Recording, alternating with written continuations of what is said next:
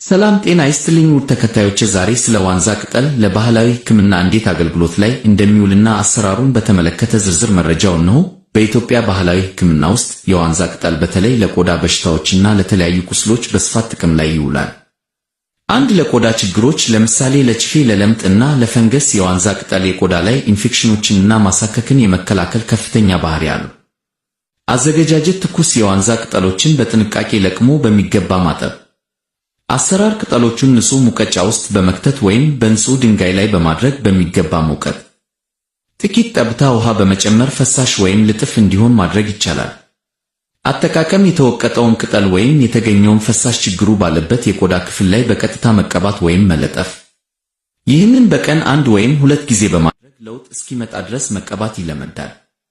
2. ለቁስል ማድረቂያና ማከሚያ: የዋንዛ ቅጠል ቁስል ቶሎ እንዲድንና ባክቴሪያ እንዳይራባበት የማድረግ አቅም እንዳለው